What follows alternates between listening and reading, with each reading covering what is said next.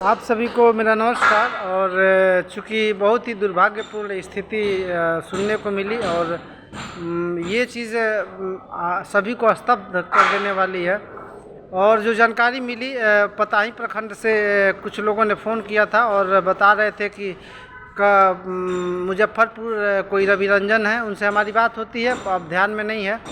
तो उनके माध्यम से 10-10 हज़ार रुपये 2010 और 2012 में जिनकी बहाली हुई थी, पात्रता परीक्षा पास करके जिनकी बहाली हुई थी, उनसे 10-10 हज़ार रुपये वर्मा जी के द्वारा ले लिया गया। वह भी मुजफ्फरपुर जो रवि रंजन जी का डेरा है वहाँ पर ले लिया गया। पहले चकिया में बात हो रही थी लेने की, तो चकिया में किसी की उपस्थिति हो जाने की वजह से वहाँ पैसे की लेन देन नहीं की गई और यह पैसा मुजफ्फरपुर उनके डेरा जो है, उनका जो आवास है, वहाँ पर लिया गया। और ये बहुत ही दुर्भाग्यपूर्ण स्थिति है अगर इस तरह का काम हुआ है तो आप सभी से निवेदन है 2010-12 और जितने भी केस में से संबंधित लोग हैं वह सचेत हो जाएं। किसी को अभी मोटे रकम देने की ज़रूरत नहीं है, ना पैसे देने की ज़रूरत है। आपका काम सरकार के द्वारा किया जा रहा है, माननीय मुख्यमंत्री के द्वारा किया जा रहा है और उसमें माननीय मंत्रीगण हैं जिसमें आपके इस काम में सहयोग कर रहे हैं, मदद कर रहे हैं।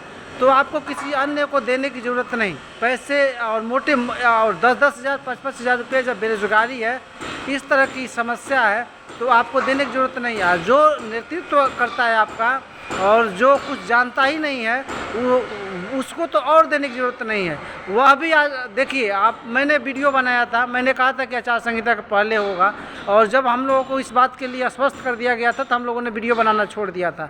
लेकिन जैसे ही पताही प्रखंड के कुछ लोगों का फ़ोन बजा और उन्होंने कहा कि ये गलतफहमी की वजह से 10-10 हज़ार रुपये ले लिए गए और मुजफ्फरपुर में लिया गया, तो उन साथियों से मेरा अनुरोध है कि आप लोग उनके घर पर पहुंचकर उस पैसे की वसूली करें और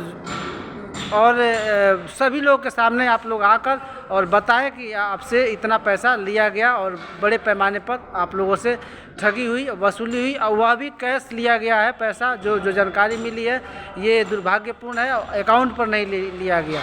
तो अगर इस तरह की कोई भी इस तरह का डिमांड करता है 2010-12 वाले और जो केस में है, वह सभी लोग इससे बचें और सतर्क रहें और मोटी रकम देने की किसी को ज़रूरत नहीं। इन्हीं शब्दों के साथ मैं अपनी बात को समाप्त करते हुए आप सभी से अपील करता हूं कि जिन्होंने इस तरह का काम किया है वह उनसे पैसे की वसूली में लग जाए, अभी से लग जाए। काम होगा और हम लोग नहीं जा रहे हैं कहीं, तो इसीलिए की वजह से। और हम लोग का जो प्रोग्राम है वह 4 तारीख को है और 4 तारीख को हम लोग पुनः मिलेंगे एक बार और उस दिन आप लोग के सामने स्पष्ट कर देंगे कि किस दिन आपका काम होगा। 4 तारीख को होगा या 2 तारीख को होगा या 3 तारीख को होगा, जो भी होगा आचार संहिता के पहले आप लोगों का काम हो जाएगा। चूँकि यह बता देने के बाद जब सरकार के द्वारा यह बात बता दी गई थी तो हम लोगों ने अपने मिशन को बंद कर दिया था।